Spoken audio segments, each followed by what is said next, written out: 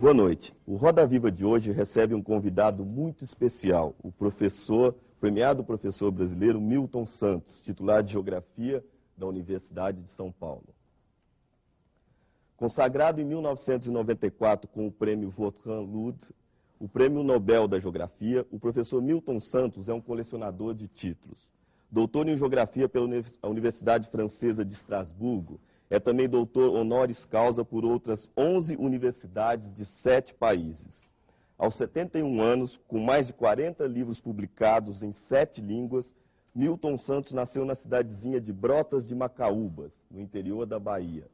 Alfabetizado pelos próprios pais, professores primários, cursou Direito em Salvador.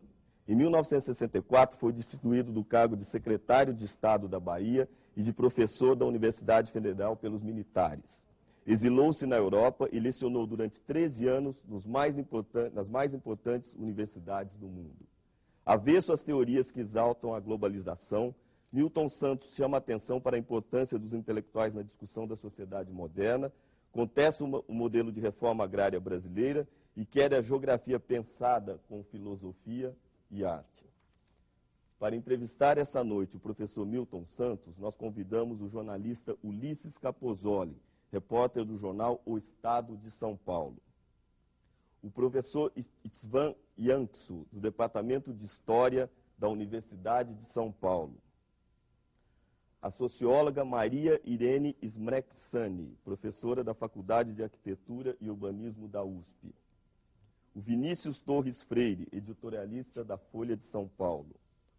O Daniel Hessel Taik, repórter do jornal O Globo. E o professor Renato Ortiz, do Departamento de Sociologia da Unicamp. Boa noite, professor. Boa noite.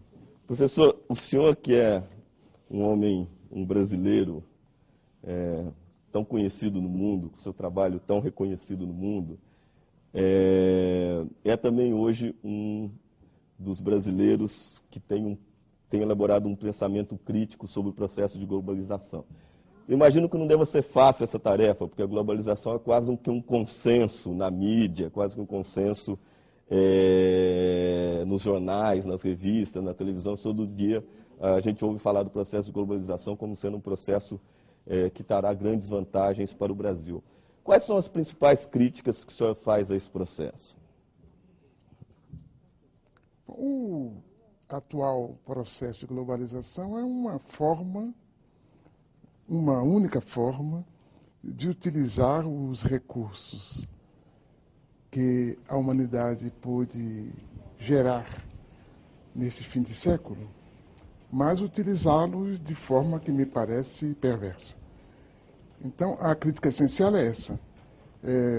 A humanidade, durante 2 séculos, sonhou com a possibilidade de uma ciência ao serviço do homem, e quando isso se obtém, exatamente esses objetivos são, digamos assim, deixados de lado para que essa globalização que nós estamos presenciando sirva a um número extremamente limitado, não só de pessoas, mas também um número limitado de empresas e a um número limitado de instituições. Quem sabe essa é a crítica essencial que eu certamente vou desdobrar com outras perguntas que sejam eventualmente feitas. Professor, ainda sobre esse assunto, mas o que se apresenta é que como se a globalização fosse um processo cerrado, que não houvesse alternativas fora da globalização. Quer dizer, ou o país se integra, né, na dinâmica da economia internacional, na dinâmica dos investimentos internacionais, no ritmo do mercado financeiro internacional, ou ele se prepara e se integra, ou ele não tem alternativa fora desse sistema. Como é que o senhor vê esse tipo de posição? Eu acho que esse é um raciocínio anti-histórico, ahistórico. Se a gente olha para trás e observa tudo que o mundo se tornou através do tempo, a gente vê que as possibilidades de uso daquilo que é criado são numerosas. Por que neste fim de século seria assim? Uma só senda, um só caminho, um só resultado, Eu creio que é isso que a gente tem que começar a discutir, entender por que é assim e buscar, através da análise, as formas de sugerir outras maneiras de combinar o que está. Tá, eu gostaria... Professor, eu gostaria de saber se no caso do Brasil, quais seriam esses caminhos? Por exemplo, o que seriam alternativas à globalização? O senhor fala muito da questão de falta de um projeto nacional para o país. O que seria esse projeto nacional para o Brasil? Eu creio que, em primeiro lugar, no caso do Brasil, no caso de qualquer país, o que seria, ao meu ver, o que seria e o que está se dando, nos países europeus, por exemplo, o que está se dando, são esses países que escolhem da globalização o que realizar. É evidente que há uma pressão muito grande por causa dessa enorme força que é atribuída a quem dispõe dos meios de comando. Mas o Brasil parece que está deixando a globalização entrar nele. Eu acho que essa que é a coisa essencial. Nós estamos deixando a globalização, tal como ela é perversa, entrar em lugar de, ao contrário, o país encontrar ele próprio as formas de sua integração, que terá que ser sempre relativa, Professor, hoje ou amanhã. Agora, quando o senhor fala desse problema da falta de projeto nacional, evidentemente o senhor não acredita que ele possa surgir a partir da vontade geral. Quem iria apoiar um projeto nacional politicamente? Isso vai depender da boa consciência dessas elites que hoje estão no poder ou de um projeto popular? De onde vai sair o apoio político para um projeto nacional? Acho que há duas coisas. Uma coisa é a minha posição como intelectual. Como intelectual, eu tenho que me habituar a estar sozinho. Não tenho que me preocupar com quem me acompanha, porque não é próprio do intelectual se preocupar se tem apoio ou não.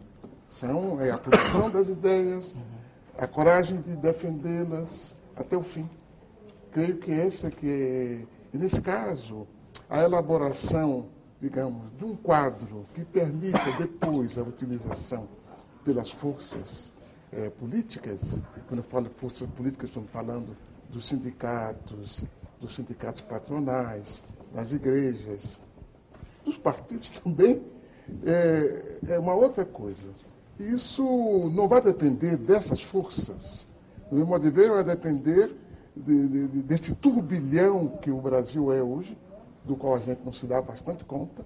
Há um turbilhão, há uma efervescência de baixo que a gente não está podendo captar completamente, nem integralmente, mas que há, e que vai um dia ou outro confluir com a produção de ideias para forçar um outro caminho. Mas eu perguntei isso para o senhor pelo seguinte, por exemplo, na França, a adoção da esquerda à direita não fascista de valores republicanos, que inclui a solidariedade social que o senhor defende tanto, demorou 150 anos de revolução e sangue. Por isso que eu não perguntei o que o senhor faria em relação para criar esse projeto nacional, mas da onde o senhor avalia que sairia? Né? Porque na França demorou 150 anos.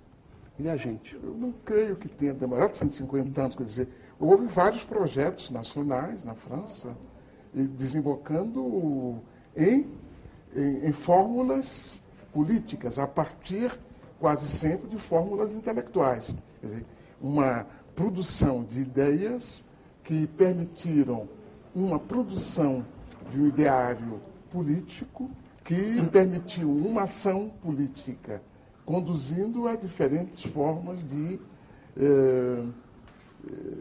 como diria, de acordo nacional a partir de projetos, porque na realidade não há um só projeto nacional. Essa unanimidade é impossível, como foi dito na primeira pergunta. Eu creio que isso vai se dar no Brasil também com um pouco mais de dificuldade, em função da história do Brasil próprio. Quer dizer, um país que nunca pôde construir uma ideia de cidadania, que nunca teve uma cidadania.